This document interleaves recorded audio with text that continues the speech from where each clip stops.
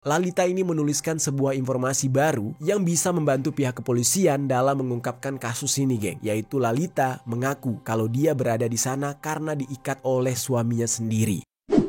Yo, geng! Tekan tombol subscribe, geng. Halo, geng. Welcome back to Kamar Jerry.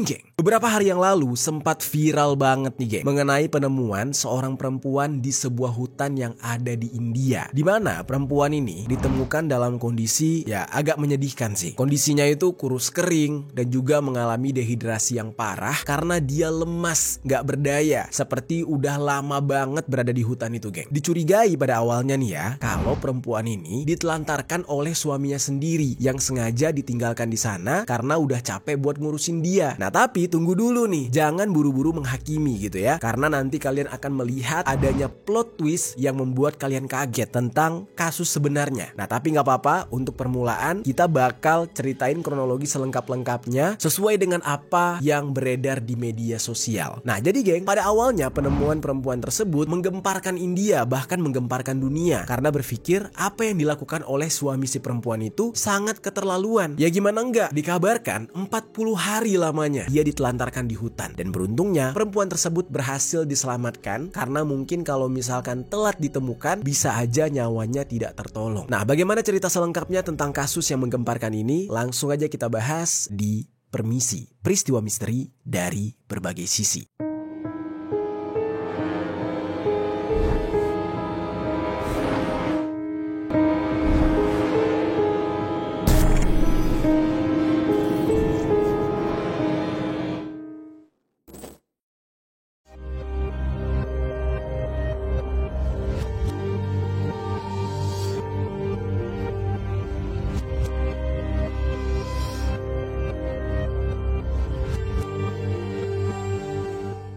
Oke, sebelum kita mulai ke pembahasannya, jangan lupa buat kalian semua check out produk dari Genlabs Watermelon Bubble Gum. Linknya ada di kolom deskripsi. Buat kalian yang udah cobain, jangan lupa buat kasih review atau juga bisa foto terus tag gue di Instagram. Oke?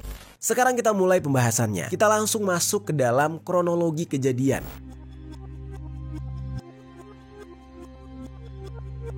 Jadi geng, penemuan perempuan tersebut terjadi pada hari Sabtu malam tanggal 27 Juli tahun 2024 ketika ada seorang pengembala yang bernama Pandurang Gaokar yang berasal dari desa Sonarli, distrik Sindhudurg, Maharashtra, India, yaitu sebuah desa yang berlokasi sekitar 400 km dari Mumbai. Nah, dia ini sudah terbiasa mencari pakan untuk hewan-hewan ternaknya dan biasanya dia mencari di hutan yang berada tidak jauh dari desanya tersebut. Nah, tapi hutan tempat dia mencari makanan hewan ini memang dikenal cukup berbahaya karena merupakan habitat bagi populasi harimau. Nah, terus di hari itu biasanya gak ada hal aneh yang dia temukan, meskipun terkadang ya dia sering bertemu dengan harimau yang lewat. Nah, tapi kebetulan di hari itu dia keluar untuk mencari pakan ternak pada malam hari. Ketika dia sedang menyusuri hutan nih, geng, tiba-tiba dia gak sengaja mendengar suara perempuan yang sedang berteriak minta tolong. Nah, saat mendengar suara tersebut, si Pandurang ini sempat merasa ketakutan karena bisa jadi itu suara dari setan atau hantu, dan atau bisa jadi itu hanya pancingan suara dari orang jahat yang sengaja mencoba untuk menjebak dia gitu. Nah, dia khawatir akan resiko tersebut. Tapi walaupun si Pandurang ini takut, namun di dalam hatinya dia penasaran dengan suara itu. Apakah itu suara manusia asli atau bukan? Sehingga pada saat itu dia memutuskan untuk mencari asal muasal suara tersebut dengan berhati-hati. Jadi di saat itu dia mengendap-endap dan di dalam keadaan siaga untuk berjaga-jaga, siapa tahu itu adalah suara yang berasal dari orang yang jahat gitu ya. Nah, dia mengintip pelan-pelan. Terus, gak lama kemudian setelah dia mencari-cari sumber suara itu, beberapa saat dia pun melihat sesuatu yang mengerikan. Dia kaget ketika melihat adanya sosok wanita yang terikat menggunakan rantai dan juga kaki kanannya itu diikatkan ke pohon besar menggunakan rantai juga sehingga dia tidak bisa bergerak kemana-mana. Kondisinya pada saat itu sangat memprihatinkan karena sudah kurus dan terlihat sangat tidak berdaya. Badannya juga sangat kotor seperti sudah lama berada di sana. Dan sepertinya dia itu kelihatan seperti sedang mengeluarkan sisa tenaganya untuk berteriak, jadi untuk bisa mendapatkan pertolongan. Dan di saat itu Pandurang mengatakan kalau perempuan tersebut berteriak seperti suara hewan yang sedang terjebak di sebuah perangkap. Terus pada akhirnya nih, si Pandurang ini langsung mencari pertolongan kepada penduduk. Di saat itu dia mencoba menelpon salah satu rekannya lah untuk mengumpulkan penduduk desa. Dia juga sempat menelpon pihak kepolisian agar bisa langsung mengevakuasi si perempuan itu. Karena si Pandurang ini nggak mungkin melakukan pertolongan sendirian, apalagi si perempuan tersebut terikat dengan rantai yang otomatis harus dipotong. Polisi yang menerima laporan itu dari Pandurang langsung menuju ke tempat kejadian beserta dengan warga lain yang sudah mengetahui kabar tersebut. Nah, namun sebelum polisi sampai ke sana, wanita itu sudah dijaga oleh Pandurang bersama dengan penduduk desa yang sudah terlebih dahulu tiba di lokasi. Sampai akhirnya polisi sampai di sana sambil membawa peralatan yang dibutuhkan untuk mengevakuasi si perempuan itu. Terus geng, saat akan dilakukan evakuasi, wilayah tersebut tiba-tiba dilanda hujan deras yang menghambat proses evakuasi. Karena hal seperti ini sangat biasa ya kalau terjadi di hutan atau di gunung, pasti akan ada hujan gitu. Nah, polisi di saat itu berusaha buat memotong rantai yang mengikat tubuh si perempuan. Lalu polisi juga sampai menebang pohon yang menjadi tempat untuk mengikat kaki si perempuan. Dan setelah berhasil, perempuan tersebut langsung dievakuasi dari hutan menggunakan tandu. Karena terlihat dia ini sudah dalam kondisi yang sangat lemah sampai dia nggak bisa berdiri gitu geng. Kalau kalian lihat perawakannya juga ya, itu kurus kering banget dan ya memprihatinkan banget gitu. Nah, lalu kemudian dia pun dibawa ke rumah sakit yang berada di daerah Oros, Sindudu untuk mendapatkan perawatan medis. Nah, menurut hasil dari pemeriksaan, kondisi mental dari perempuan ini dikatakan dalam kondisi yang kurang baik alias terganggu. Dia ini merasa terguncang, ditambah dia juga mengalami trauma karena diduga mengalami kejadian yang tidak menyenangkan tersebut. Jadi ibaratnya tuh pada awalnya nih ya, dikira dia ini adalah korban penculikan atau korban kejahatan gitu geng. Apalagi di saat itu dia ditemukan sendirian di hutan dan terikat. Bisa jadi dia ini merasa trauma atau ketakutan selama berada di hutan karena ancaman binatang buas yang bisa kapan aja memangsa dia. Ya seperti yang aku katakan tadi, di hutan tersebut banyak sekali harimau dan dia bisa aja jadi makanan harimau di saat itu juga. Nah, tapi beruntungnya dia selamat. Terus selain itu geng, kaki kanannya itu sampai membengkak yang disebabkan karena kakinya itu diikat ke pohon menggunakan rantai. Dan oleh karena itu dia akhirnya dipindahkan ke Goa Medical College yang berlokasi di daerah Bambolim, India agar mendapatkan perawatan yang lebih baik. Terus, polisi kemudian melakukan penyelidikan mengenai identitas dari si perempuan ini, geng. Jadi, polisi di saat itu mencari tahu ini siapa sih sebenarnya. Dan polisi pun menemukan adanya kartu Aadhar. Nah, kartu Aadhar ini adalah KTP-nya orang India gitu, geng. Jadi, kartu identitasnya yang sudah menggunakan chip digital. Dan di kartu Aadhar inilah alamat dari perempuan tersebut diketahui, yang mana dia ternyata tinggal di daerah Tamil Nadu.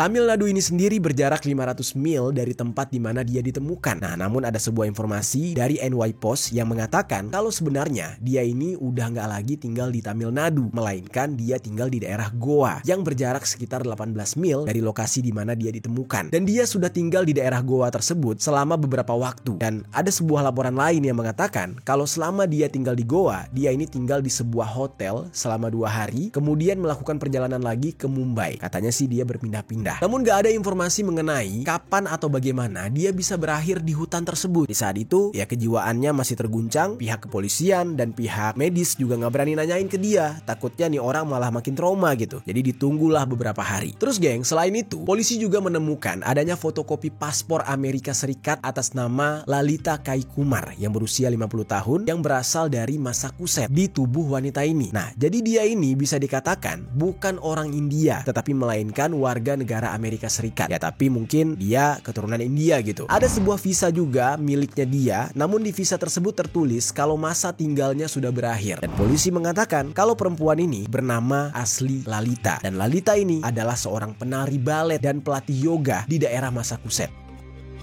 Berdasarkan penyelidikan awal yang dilakukan oleh pihak kepolisian nih geng, diketahui kalau si Lalita ini sudah berada di India selama 10 tahun lamanya. Jadi udah membaur lah sama masyarakat di sana. Dan berdasarkan informasi yang gue dapatkan juga, kenapa si Lalita ini bisa selama itu berada di India? Karena dia sedang belajar yoga dan juga meditasi di daerah Tamil Nadu. Mengingat profesinya juga sebagai seorang pelatih yoga, sepertinya dia ingin lebih memahami yoga dengan belajar di negara asal yoga itu sendiri, yaitu India. Karena seperti yang kita tahu ya, yang namanya namanya yoga itu sangat melekat dengan budaya Hindu, sangat melekat dengan budaya India. Nah karena itu geng, polisi pun berusaha melakukan verifikasi nih mengenai semua dokumen milik si wanita ini yang bernama Lalita untuk bisa mengetahui mengenai status kewarganegaraannya dia saat itu dan melakukan koordinasi dengan pihak kantor pendaftaran daerah yang berwenang melakukan pencatatan dokumen terhadap orang asing yang berada di India. Terus ditemukan juga nih barang-barang milik si Lalita ini seperti handphone, tablet, dan juga uang tunai sebesar Rp31.000 yang kalau dirupiahkan tuh sebesar 5,8 juta rupiah. Nah jadi bisa dikatakan dia ini membawa peralatan sampai dengan modal yang cukup lengkap gitu. Terus kemudian ditemukan juga adanya resep obat kejiwaan ternyata di dalam tasnya si perempuan ini yang mengindikasikan kalau dia kemungkinan memiliki masalah kejiwaan. Nah jadi ini orang gak normal. Terus geng, di saat itu juga polisi mencoba untuk mendapatkan informasi dari Lalita secara langsung. Namun karena kondisinya yang masih belum stabil, Lalita ini di saat itu masih kesulitan untuk bisa berkomunikasi dengan polisi untuk bisa memberikan keterangan. Nah kemudian Lalita sempat meminta sebuah kertas dan juga pulpen agar dia bisa menuliskan mengenai apa yang dia alami sampai dia bisa diikat dan akhirnya ditemukan oleh Pandurang. Nah di saat itu Lalita menuliskan semua cerita yang dia alami di dalam bahasa Inggris dan dia menuliskan bahwa dia diberikan sebuah suntikan untuk efek psikosis yang ekstrim sehingga menyebabkan dia mengalami kejang rahang yang parah di saat itu serta dia sampai nggak bisa minum air. Nah ini menurut pengakuan dia nih. Jadi efek dari suntikan tersebut mengakibatkan rahangnya itu nggak bisa terbuka dan kesulitan untuk meminum air. Makanya dia sangat lemas ketika ditemukan karena dia sama sekali nggak mengkonsumsi air sedikit pun. Jadi dehidrasi parah, bisa kebayang lah ya. Udah sekurus itu nggak minum-minum kayaknya mulutnya penuh dengan sariawan kali itu. Dan di kertas tersebut dia juga menuliskan kalau dia membutuhkan intravena agar bisa menggantikan nutrisi yang tidak bisa dia dapatkan karena tidak mengkonsumsi apapun ya selama berpuluh-puluh hari. Dan intravena sendiri adalah cara pemberian obat dengan menyuntikannya ke dalam pembuluh darah. Nah itulah yang dia minta. Dan ini juga berhubungan dengan rahangnya yang tidak bisa terbuka yang disebabkan oleh obat yang dia klaim sebagai obat psikosis tadi, sehingga dibutuhkan metode pemberian obat lain yaitu melalui intravena.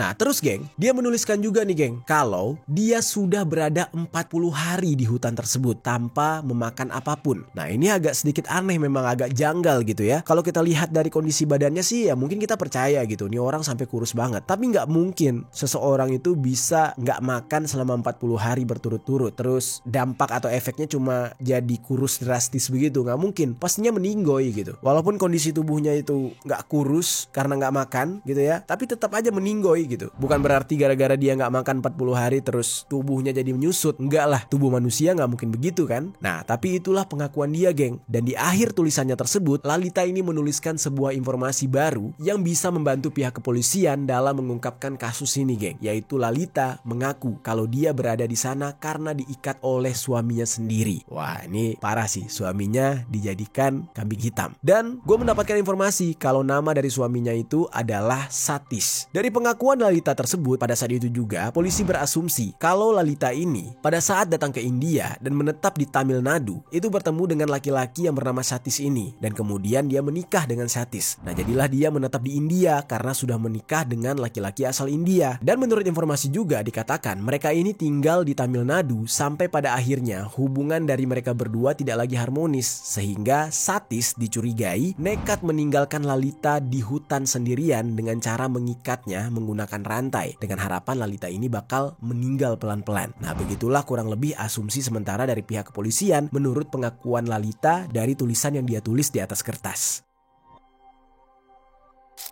Nah terus geng, penemuan terhadap Lalita ini itu sangat menggemparkan India dan polisi berusaha mencari keberadaan dari si suaminya yaitu Satis yang dituduh sebagai orang yang menelantarkan Lalita. Nah kalau ini semua benar maka si suaminya itu masuk ke dalam kasus percobaan penghilangan nyawa. Dan di samping itu polisi juga mencari kerabat dari Lalita yang mungkin berada di India juga untuk mendapatkan keterangan lebih lanjut mengenai background dari Lalita ini. Siapa sih sebenarnya dia gitu. Menurut media berita Daily Mail, pejabat India dia akhirnya perlahan-lahan berhasil melacak keluarga dari Lalita ini yang berada di Amerika. Dan Lalita sendiri sudah berkomunikasi dengan pihak keluarganya tersebut melalui telepon. Nah kemudian menurut keterangan dari Dr. Sangha Mitra Pule selaku kepala rumah sakit di tempat Lalita dirawat, dia mengatakan kalau kondisinya Lalita itu sudah berangsur-angsur membaik. Lalita juga sudah bisa makan dengan normal, dia udah bisa berjalan dan bahkan udah bisa berolahraga, geng. Walaupun pihak kepolisian sudah mendapatkan keterangan dari Lalita kalau dia ditelantarkan oleh suaminya di hutan sehingga dia nggak bisa makan sampai 40 hari, polisi nggak langsung mempercayai cerita dari Lalita ini. Kenapa? Karena pas polisi mendengar kalau Lalita ini nggak makan selama 40 hari, di situ tuh polisi jadi bertanya-tanya dan bingung. Masa sih 40 hari lu nggak makan? Emang bisa ya manusia kayak gitu? Kalau mungkin dia memakan dedaunan yang ada di hutan tersebut, ya itu bisa masuk akal. Tapi kan keterangan dari Lalita ini, dia bilang dia nggak makan sama sekali. Ditambah lagi Lalita juga bilang kalau dia nggak minum sama sekali. Nah secara logika itu nggak mungkin banget, geng, karena manusia nggak sekuat itu tubuhnya. Nah kalau informasi yang gue dapat nih ya, geng, ini bisa dikoreksi nih kalau misalkan gue salah nih. Seseorang yang nggak makan dan minum itu bisa bertahan hidup paling lama sekitar seminggu. Kalau dia minum tanpa makan, dikatakan hidupnya akan lebih lama sekitar 2-3 bulan. Nah tapi si Lalita ini sendiri mengatakan kalau dia itu sama sekali nggak makan dan minum, sama sekali nggak, dan itu berlangsung selama 40 hari. Yang mana hal itu sangat mustahil bisa dilakukan oleh seorang manusia. Berarti di dalam hal ini ada sebuah pernyataan dari Lalita yang terindikasi berbohong. Entah sebenarnya dia ini tidak berada di sana selama 40 hari atau dia sebenarnya pernah mengkonsumsi sesuatu makanya dia bisa bertahan selama itu. Dan hal inilah yang dijadikan sebagai dasar bagi pihak kepolisian untuk bisa mengungkap kasus yang aneh ini.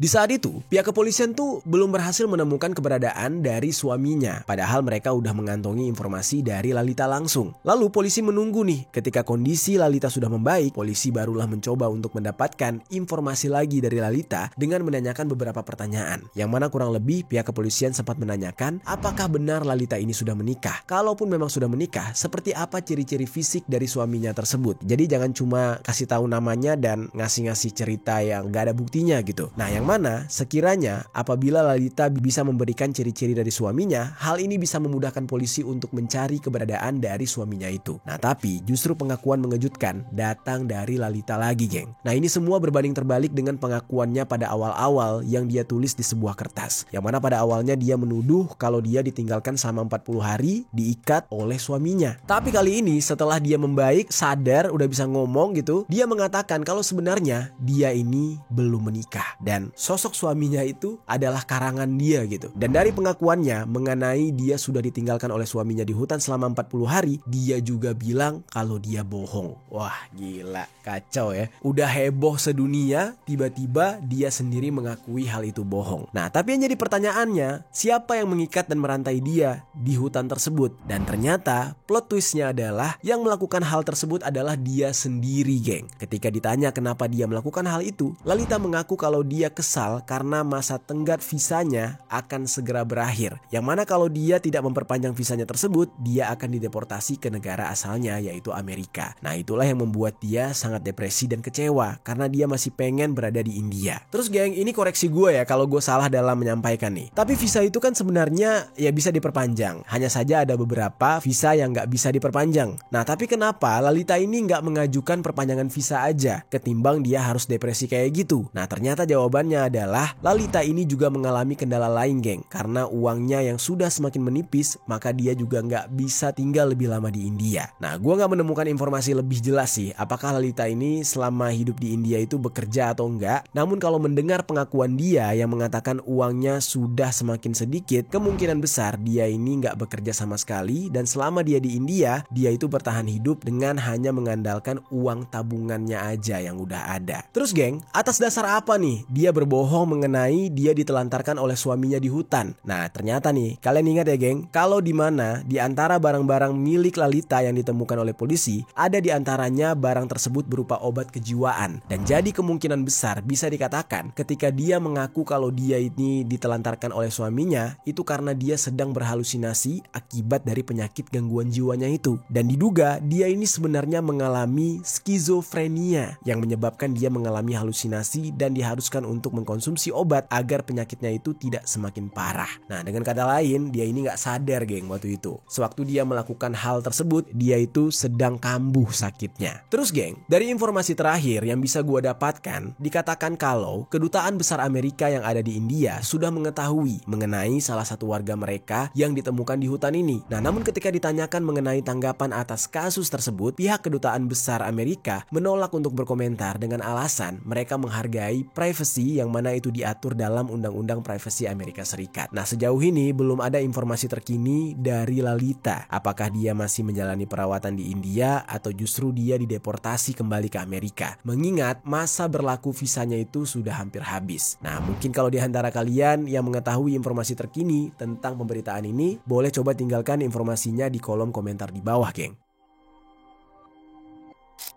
Nah terus geng, kalau berbicara tentang India ini sendiri memang menjadi salah satu negara yang memiliki tingkat kekerasan terhadap wanita yang sangat tinggi. Jadi di sana wanita tuh nggak aman hidupnya. Dan di dalam sebuah penelitian yang dilakukan di India, dari 10.000 wanita India itu ada sebanyak 26%-nya melaporkan kalau mereka itu mengalami kekerasan dari pasangan mereka selama hidup bersama. Biro Catatan Kejahatan Nasional, yaitu National Crime Record Bureau yang disingkat dengan NCRB, menunjukkan kalau kejahatan wanita yang terjadi di India itu terjadi setiap 3 menit, geng. Jadi banyak banget wanita-wanita di sana itu yang tersiksa gitu. Setiap jamnya setidaknya ada 2 wanita yang diserang secara fisik maupun seksual, dan setiap 6 jamnya ada seorang wanita yang sudah menikah dipukuli sampai dia meregang nyawa. Bahkan dikatakan ada yang sampai dibakar atau didorong agar mereka tewas oleh suaminya. Nah, makanya jangan heran ya kalau kemarin itu ada pemberitaan tentang traveler asal barat sana berpasangan, itu mereka udah keliling ke berbagai negara, tetapi sampai di India si ceweknya malah diperkaos. Ya karena gitu, kekerasan terhadap perempuan di sana tinggi. Gak peduli siapapun bisa mengalaminya gitu, geng. Nah, ada sebanyak 28,4% wanita hamil di sana bahkan juga mengalami kekerasan di dalam rumah tangga. Jadi emang tegaan banget. Dan menurut berita dari BBC, pada tahun 2020 kejahatan terhadap perempuan sempat berkurang, tetapi di tahun 2021 mulai meningkat lagi dan dikatakan sebagai kejahatan perempuan tertinggi yang pernah ada. Dan di tahun 2021 polisi menerima pengaduan dari 137.956 perempuan, yang berarti setidaknya ada 1 pengaduan dalam setiap 4 menit sekali. Gila ya. Kalau di negara kita biasanya kan curanmor tuh, atau copet atau pencurian gitu. Ya mungkin setiap menit ada. Nah tapi kalau di India setiap 4 menit sekali ada 1 pengaduan tindakan kekerasan terhadap perempuan. Padahal nih ya, di tahun 1983 India sudah menetapkan sebuah undang-undang pada pasal 498A untuk bisa mencegah kekerasan terhadap perempuan yang sudah menikah, yang bisa menyebabkan mereka meregang nyawa. Tetapi nyatanya tetap aja tingkat kekerasan kepada perempuan sampai mereka ada yang tewas itu masih sangat tinggi. Nah biasanya hal-hal seperti ini dialami oleh wanita asli India. Jadi ketika ada berita mengenai warga negara Amerika yang ditelantarkan oleh suaminya yang merupakan orang asli India, jadi gemparlah India pada saat itu, karena baru kali ini ada warga negara asing yang mendapatkan perlakuan seperti itu dari suaminya yang merupakan orang India. Nah tapi kan itu semua adalah pengakuan dari si Lalita atau dari si korban, yang ternyata setelah terungkap itu semua hanyalah halusinasi dari Lalita aja. Dia itu gak ada mendapatkan perlakuan kasar dari suaminya, dan entah yang mana suaminya. Jangan-jangan juga suaminya itu gak ada sebenarnya, geng. Jadi dia cuma halu doang. Nah tapi beruntunglah kalau hal tersebut gak terjadi kepada dia dan dia bukanlah korban dari kekerasan tersebut. Ya dia ini hanya korban dari ketidakwarasannya aja.